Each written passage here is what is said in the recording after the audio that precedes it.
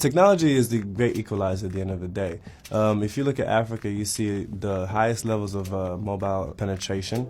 You see all these creative solutions coming up in mobile banking, where it's actually probably even faster for me to wire money to people, to send money, than it is to do it here. Currently, you have a situation where you have a lot of really smart, young, energetic entrepreneurs.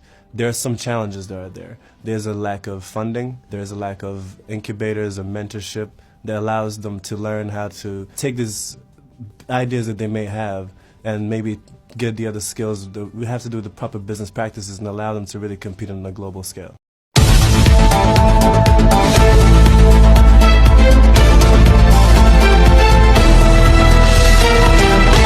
Yvan Cyomoro Kagame, umuhungu wa Perezida Paul Kagame ndetse imfura yiwe.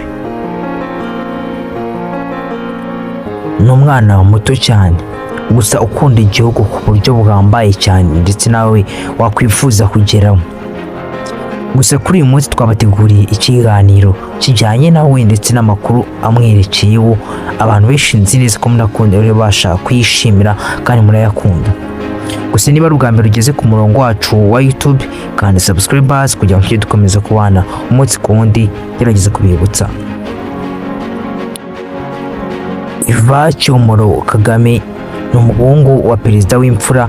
Kuri uyu munsi wagaragaye mu rukundo n'umukobwa mwiza cyane kandi udakunda nawe ibintu bya social media, bitewe n'uburyo ari umukobwa utuje kandi w'umukire, utuje mu bintu bye byose, udakunda kubishyira hanze.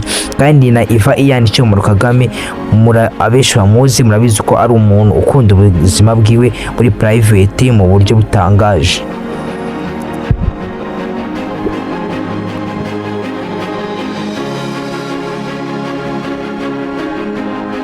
Ubu bakaba ari abantu bamaze iminsi itari myinshi cyane bagaragara muri ibi bintu byabo by'urukundo, aho biri kugaragara yuko uno muhungu kuva na kera abantu bamuzi ni umuhungu wikundiraga abakobwa mu buryo butangaje cyane. Gusa kuri ubu ngubu uko umuntu akura, ndabizi imico y'umuntu irahinduka, gusa akaba ari umuntu ukunda igihugu cyacu ku buryo buhambaye cyane, kandi ari n'umuntu ugikorera kugira ngo azabe intwari nka se Perezida Paul Kagame, ari we mukuru w'igihugu cyacu dukunda cyane. Kuri uyu munsi ibyo bintu nta kintu bashaka kubivugaho, ariko gusa uko bigaragara ni umuhungu mwiza cyane kandi n'uwo mukobwa ni mwiza cyane, bagaragaye mu rukundo. Ndetse abantu barebye amaposti yabo aragaragara yuko bino bintu atari ibintu bya vuba, ari abantu bari bamaze igihe bakundana, kandi ari ibintu byiza cyane ku bantu benshi bagerageje ko byishimira bitewe n'uburyo byagaragaraga neza ndetse n'uburyo abantu bakundana. Kuri ubu ngubu ikintu kiri kugaragara ni uko bano bantu babiri ari abantu bafitanye umubano utari uwa hafi, nk'uko bitegura no kurushinga bakava mu buzima bw'ubugaragu. Ahagaragara n'umwana imfura ya Perezida Paul Kagame ni umuntu wakuze, ari umuntu wikundira ibintu byiwe kubigira private, atakunda kubishyiraho cyane. Ndetse aragaragaza yuko urubuga rwiwe rwa Instagram atagize akunda kurukoresha kuva yakura ndetse kugeza kuri uyu munsi. Ikigaragara no ku rubuga rwe rwa X rwa Twitter rugahinduka X, kuri ubu ngubu ahagaragara yuko muri 2010 aribwo urubuga rwe rwafunguwe, ariko kuri ubu ngubu akaba amaze imyaka irenga 4 nta kintu arongera gutangazaho, nta yindi post arashyiraho. Urumva yuko ibyo bintu ari ibintu bitangaje kandi ari ibintu bikomeye cyane. Yvan Cyomoro Kagame ni imfura ya Perezida Paul Kagame, ndetse akaba ari umuhungu wize amashuri menshi kandi akiga no gutabara igihugu cyiwe, ndetse akaba yarakoze imyitozo myinshi yagije kugira ngo azabashe kurinda umutekano wa papa we. Kuri uyu munsi akaba ari mu bantu barinze umutekano wa se kuri ubu ngubu kugira ngo udahungabana. Ndetse abenshi bakunda kureba iyo ari kuri iyo papa anyuze ahantu cyangwa habaye ibirori runaka, niwe uburi imbere mu bantu bamucunga, kuko ari mu bantu barinda umutekano wa se. Ni umusore uzi ubwenge, ni umusore wize amashuri menshi, ndetse ni n'umusore w'umuhanga ufite igihagararo gishinguye, yewe n'abadatinya kuvuga yuko ari we muhungu wa mbere mwiza uhari mu gihugu cyacu cy'u Rwanda. Abenshi bamwita CTO.